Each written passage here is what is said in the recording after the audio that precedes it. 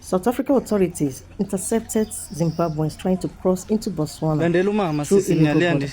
But my question here is, why did they choose to use Botswana instead of the direct South Africa Zimbabwe border by the bridge? Why did they choose such? Watch this video, you will see the reason why. Botswana. For instance, just in the past 2 days, we've been able to intercept over 500 Zimbabweans that were trying to cross into Botswana around Crowell's Bridge, port of entry, illegally. All of those people were intercepted, and we had to make sure that we bring them to the port and we process them out for deportation. So there is a shift out of Bait Bridge into Crowell's Bridge and other ports into Botswana. And that is an attempt to at least subvert the processes. So we are aware of that, and that is why we proactively deployed even that side to be able to deal with that situation. Zimbabweans are once again making headlines for all the wrong reasons, and this time, the spotlight is on illegal border movements in southern Africa. Over the Christmas period, more than 500 Zimbabwean nationals were intercepted by South Africa's Border Management Authority after attempting to leave the country illegally.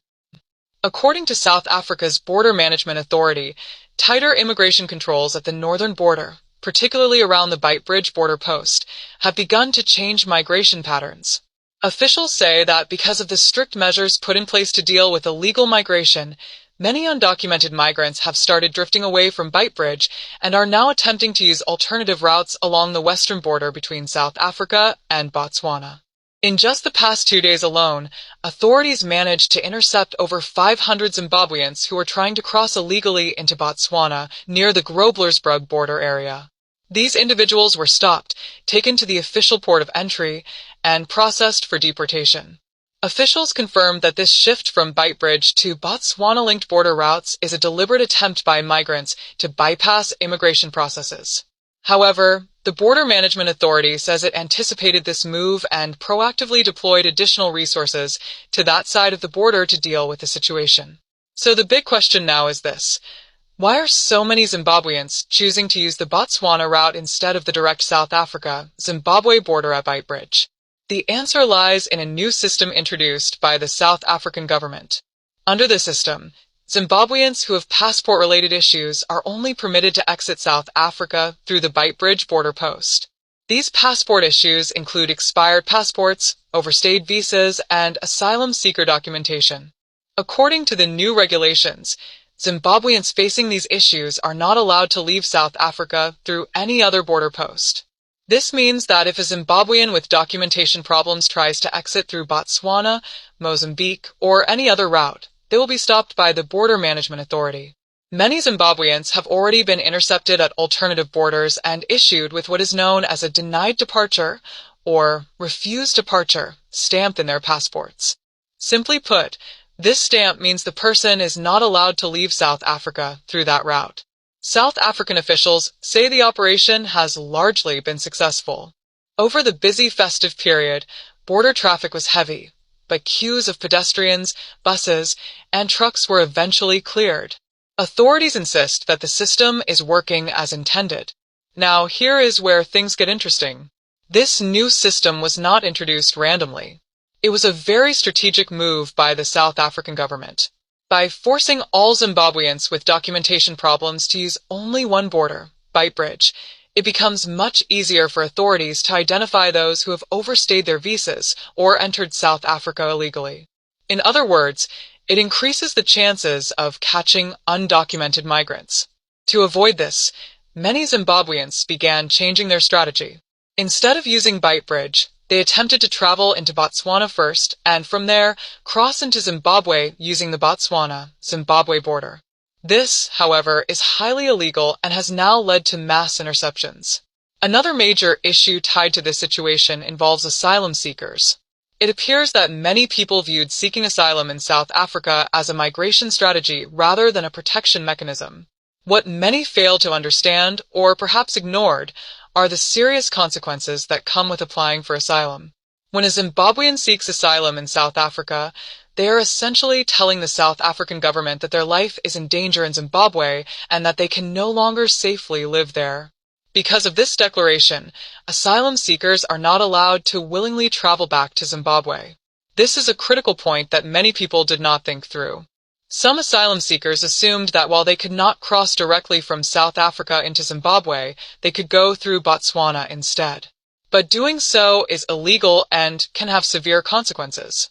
If an asylum seeker is found attempting to return to the country they fled from, their asylum application can be cancelled, their status withdrawn, and they may be refused re-entry into South Africa. In many cases, they can be deported outright. Seeking asylum is not a shortcut to migration. It is a serious legal process meant for people whose lives are genuinely at risk. Using it as a strategy can destroy future opportunities, not only in South Africa, but in other countries as well. That said, does this mean an asylum seeker can never return home? Not entirely. There are exceptions. However, permission must be sought in advance from the host government, and the individual must prove that their life is no longer in danger in their home country. This is a formal, documented process. Now let us take a look at why most Zimbabweans are trying to use the Botswana border to cross from South Africa into Botswana and then from Botswana into Zimbabwe. South Africa introduced a new system, and this system says that all the Zimbabweans that are having passport problems are only allowed to leave South Africa through the Beitbridge border post. These passport problems include problems like expired passports, overstaying visas, and asylum seekers. According to the new rules, Zimbabweans with such documentation issues are not allowed to leave South Africa through any other border. Those who try to do so are stopped by the Border Management Authority. Many Zimbabweans were intercepted at alternative borders and were issued with a denied departure or refused departure stamp in their passport. These stamps mean that the person cannot leave South Africa. So I would say the operation was successful in terms of the departure.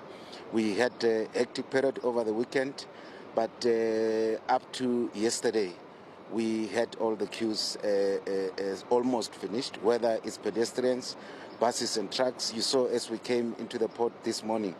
Now, this new system that was implemented by the South African government was very strategic, because if all the Zimbabweans are now using only one border, the Beitbridge border post, to cross from South Africa into Zimbabwe, then it means that they will increase the chances of capturing those that might have overstayed their visas and those that might have crossed into South Africa illegally, those that they call illegal migrants.